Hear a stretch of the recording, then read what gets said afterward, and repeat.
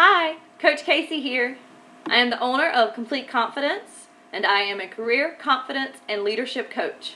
This week I was asked the question about how to deal with difficult peers in an office environment or at work. In this video blog, I'm going to suggest a way to deal with difficult coworkers that could potentially mend those broken relationships. I'm sure most of you have heard of a start, stop, continue. For those of you who have not heard of start, stop, continue, it is actually as simple as it sounds. A start, stop, continue can be used in one-on-one situations. It can be used in group situations for feedback for peers as well as supervisors. One of the great things about a start, stop, continue is that it not only focuses on things that you want someone to stop doing, but also on the positive side of what are some things that you can start doing that will make our work environment better, that will make it easier for me to do my job. It also focuses on things that you can continue doing to make my job easier, to make the communication better. It can really be related to anything that you want your peer or supervisor to continue doing. So what I'm suggesting is something that is as simple as a start, stop, continue, but is actually much easier and can sometimes be easier to give that specific feedback to someone without feeling like you're attacking them or them feeling like they're being attacked. So my suggestion is to take the concept of a start, stop, continue, except what you're actually doing is telling that person one thing that you absolutely love about them, or that really makes it easy for you to work with them. Just that one thing that when you think of that person, that positive thing is what you think of. And on the flip side of the coin, you take one thing that you would like that person to change or to stop, and how they can implement that and how it impacts you. So essentially it's as simple as, this is what I love about you, and this is something that I wish I could change. So let's take communication as an example of something that you're communicating specifically to a peer. So say your opportunity or issue with that particular peer is their communication or lack thereof, or how they communicate.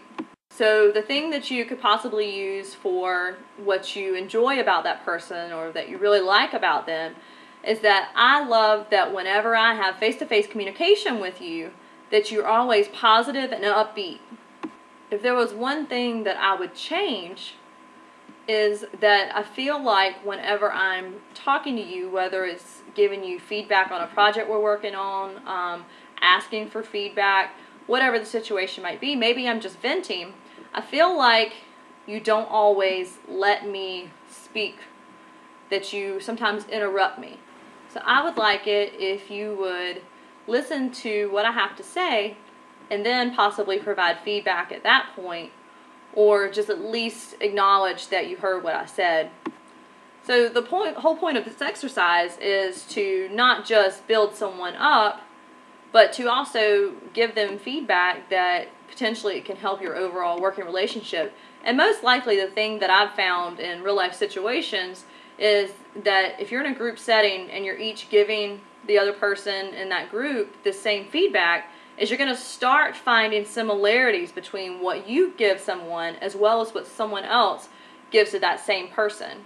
So while you may think that you are the one that's possibly perceiving this person as being interruptive, someone else probably feels the same way, and this person may not be intentionally interrupting when you're trying to have a conversation with them, but that's what essentially winds up happening.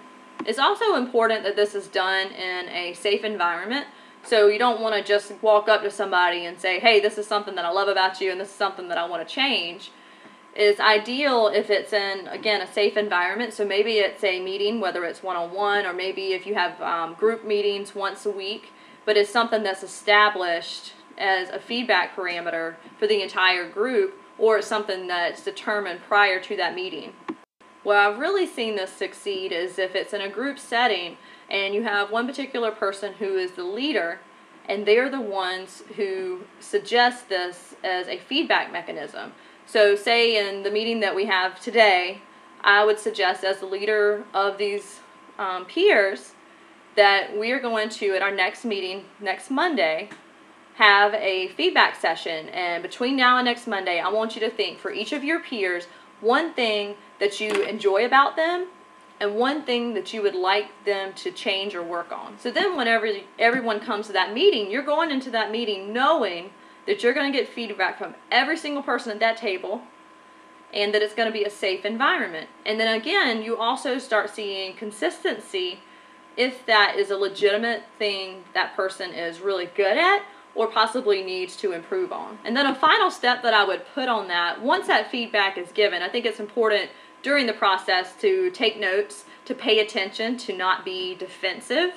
But once that feedback is given, you really need to take the overall feedback. And so say you take your top 2 to 3 things that you're really good at and your top 2 to 3 things that you need to improve on, and you think about how you're going to continue to do those things that you're really good at and how can you possibly even make it better and really put emphasis on that. And then those top 2 to 3 things that you need to focus on, what are some action steps that you're going to take to specifically improve on those things and over what period of time? Another advantage of doing it this way is that once that communication is given, that feedback's given, it's something that you can continue to celebrate with that person if it's, hey, this is what you do really well. So every time that person comes in and they're, the cheerleader and they're super excited and they're ready to start the day and they help motivate you, give them that feedback. Hey, man, I came in and I didn't have that much energy, but thanks to your positive energy, you really helped motivate me for the rest of the day, and I really appreciate that about you. And then again, when you're talking about the thing that they need to work on, you've already openly discussed that with your peers. So not only do your other peers help to hold you accountable, but you can help hold that person accountable as well that you've given that feedback to. And it's already out there on the table. They know that this is something that they need to work on. Hopefully, they're already implementing steps to work on it. But it's nice to get positive reinforcement along the way. Or, like when you play Operation and you hit the sides, you get buzzed. Well, same thing. If somebody's really working on something and they have a slip up, it's okay to say, hey, I know this is something that you're working on. Just wanted to point this out to you so you're aware that it's something else that you need to maybe put attention on as well. So in our specific example with the person interrupting, if you're having a conversation and say it's a few weeks, maybe a month, who knows, it could be as long a period of time, and this person has been actively working on listening and not interrupting when people are talking. So maybe that person slips up and interrupts you. So, okay, you let it slide, right? It happens to everybody. But if it happens, and you start to see it happening again, it happens 1 or 2 times, maybe say, hey, I know you've been working on this, and, I greatly appreciate it, and I can really tell that you put forth this effort and that it's improved. But during this conversation, you did interrupt me a couple of times. And, again, it's already something that has been discussed.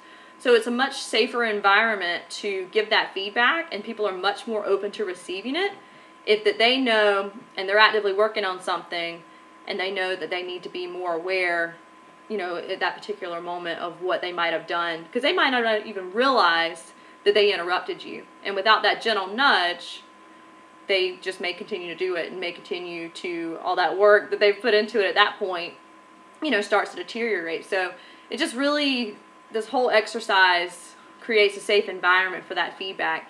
And once you've given that feedback, you can continue to do this exercise quarterly, monthly, whatever works for your particular organization. But you can continue to build on that feedback, and you've already opened the door for feedback, both positive and things that people may need to improve on. It's important to focus on both, not just the negative things, or even not just the positive things, because then that person feels like, hey, well, I'm good to go. Everybody loves me. I don't have anything I need to work on, and everybody's got something they can improve on. No matter how big or how small, there's always something that you can work towards improving. So whether you're a supervisor and you're trying to open up the communication from the people that work for you and yourself or amongst themselves, or whether you're actually that person who is having a difficult situation with a coworker, you can implement this and whether you do it yourself as the leader or suggest it to your supervisor as a means to improving the communication through the office or your work environment, wherever it may be, but potentially creating stronger bonds between coworkers and between supervisor and workers as well. So again, I'm Coach Kacie, Career Confidence and Leadership Coach. Thank you so much for watching my video. If you would, just take a moment to subscribe if you haven't already. You should be able to hit the subscribe button just below. I am also posting a link below for you to access free tips for personal branding. You also get a video about social media and how that is an overall part of your personal branding process, as well as my top tips for personal branding. I hope you have a wonderful day. Thanks again for watching.